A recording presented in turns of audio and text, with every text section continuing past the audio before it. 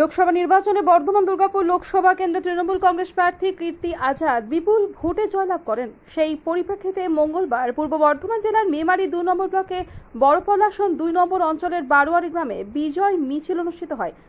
এদিন খুশকির পাড় তৃণমূল কংগ্রেসের দলীয় কার্যালয় থেকে মিছিল শুরু হয়ে বিভিন্ন পথ পরিক্রমা করে বারোয়ারি গ্রামে শেষ হয় বলে জানান পঞ্চায়েত সমিতির সহ সভাপতি গফফর মল্লিক। সকলেই জানেন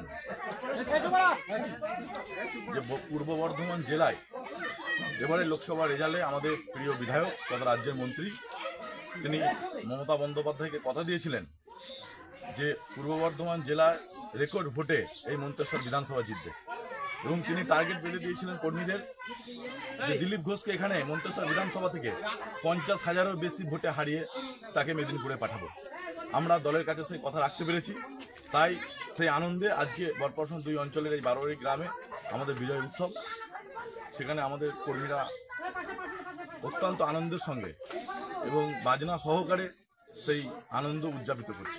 কোন জায়গা থেকে বিজয় মিছিল শুরু হয়েছে? আমাদের ঘুষকের পাড় বাজার থেকে শুরু করে আমরা মিছিল করে এই বারোয়ারি গ্রামে এসেছি। কে কে উপস্থিত আছেন আমাদের? এখানে ব্লক নেতৃত্ব, ত্রিস্তর পঞ্চায়েতের সকল জনপ্রতিনিধি এবং তৃণমূল কংগ্রেসের বুথের সভাপতি, যারা আমাদের দলের মেন কাণ্ডারি। সাধারণ ভোটারদের উদ্দেশ্যে কি বার্তা দেবেন? সাধারণ ভোটারদের উদ্দেশ্যে আমরা একটা কথাই বলবো যে মমতা বন্দ্যোপাধ্যায় যে কথা দেয় সে কথা রাখেন। মমতা বন্দ্যোপাধ্যায় যতগুলো প্রকল্প কথা দিয়েছেন, মমতা বন্দ্যোপাধ্যায়ের উপরে আস্থা ভরসা রেখেছেন বাংলার মানুষ, এবং আগামী দিনও যেন এই ভরসা মমতা বন্দ্যোপাধ্যায়ের উপরই রাখে। মেমারি থেকে মৃত্যুঞ্জয় যশের রিপোর্ট, আনন্দ বার্তা।